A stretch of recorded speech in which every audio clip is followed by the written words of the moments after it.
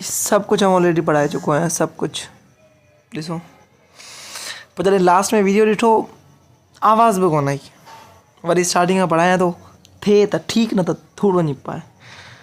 केसि ताईं पढ़ायो हुओ, छा पढ़ायो पिया? चलो स्टार्टिंग में हिते ई ॿुधायां थो। हा सही है। अच्छा, एटम जी स्ट्रक्चर तव्हांखे ॿुधायो त एटम में पूरी स्ट्रक्चर तव्हांखे ॿुधाई हुई त एटम में केतिरियूं शयूं हूंदियूं आहिनि। सही है। एटम जा ॿ हिसा हूंदा आहिनि। पहिरियों त न्यूक्लियस, ऐं न्यूक्लियस खां जेको ॿाहिरियों रीजन हुनखे पाण छा चवंदा आहियूं? Outer region. मतिलबु हीउ पूरो न्यूक्लियस आहे विच वारो हिसो। सही है। हीउ पूरो छा आहे? हीउ पूरो न्यूक्लियस आहे। न्यूक्लियस खां जेको ॿाहिरियों रीजन आहे, ॿाहिरियों हिसो, ही इन ॿाहिरें रीजन खे पाण छा चवंदा? Outer reason. ऐं न्यूक्लियस में ॿ शयूं हूंदियूं आहिनि। सभिनी खां पहिरीं छा हुजे थो?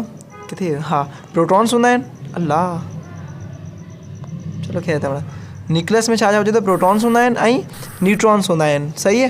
ही प्रोटॉन्स प्लस वारा जेको आहिनि, ही प्रोटॉन्स आहिनि, ऐं जंहिं ते को बि चार्ज न हुजे उहो छा हूंदा? न्यूट्रॉन्स। मतिलबु न्यूक्लियस में ॿ शयूं हूंदियूं।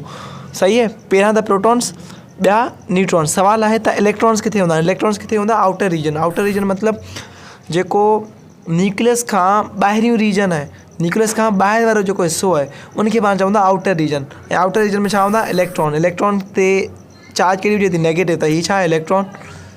इलेक्ट्रॉन। सही है। हीउ छा हुजे थो? ही इलेक्ट्रॉन्स आहिनि। ही इलेक्ट्रॉन्स मतिलबु ॿाहिरें रीजन में छा हूंदा आहिनि? इलेक्ट्रॉन्स हूंदा आहिनि। सही है। बसि हाणे समरी त पहिरीं त न्यूक्लियस में छा हुजे थो? प्रोटॉन्स हूंदा आहिनि, ऐं प्रोटॉन चार्ज कहिड़ी हूंदी? पॉजिटिव हूंदी। ॿिया छा हूंदा आहिनि न्यूक्लियस में? न्यूट्रॉन्स हूंदा आहिनि। न्यूट्रॉन्स चार्ज नो चार्ज, मतिलबु को बि चार्ज कोन थी हुजे न्यूट्रॉन्स में। सही है। प्रोटॉन इज़ पॉजिटिव चार्ज है। Proton is present inside the nucleus. किथे हूंदो आहे? न्यूक्लियस जे अंदरि ई हूंदो आहे। सही है। न्यूक्लियस जे अंदरि ॿ शयूं हूंदियूं आहिनि। पहिरियां त न्यूट्रॉन्स हूंदा, ॿिया छा हूंदा? प्रोटॉन्स हूंदा। ऐं टियों छा आहे? जेको प्रोटॉन जो मास आहे न, मास मतिलबु वज़न, उहो इलेक्ट्रॉन जे मास खां 1836 दफ़ा वधीक आहे। सही है जी। मिसाल तौरु, चलो मिसाल कोन थो ॾियां, डायरेक्ट ॿुधायां थो। इलेक्ट्रॉन ते सही है, इलेक्ट्रॉन जो जेको मास आहे उन मास खां 1836 दफ़ा प्रोटॉन जो मास वधीक हूंदो आहे। ऐं इलेक्ट्रॉन हैव नेगेटिव, अच्छा हिते हैज़ ईंदो, इलेक्ट्रॉन हैज़। सही है। इलेक्ट्रॉन हैज़ नेगेटिव चार्ज हूंदो आहे।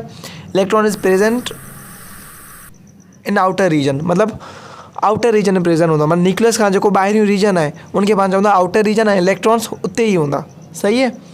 न्यूट्रॉन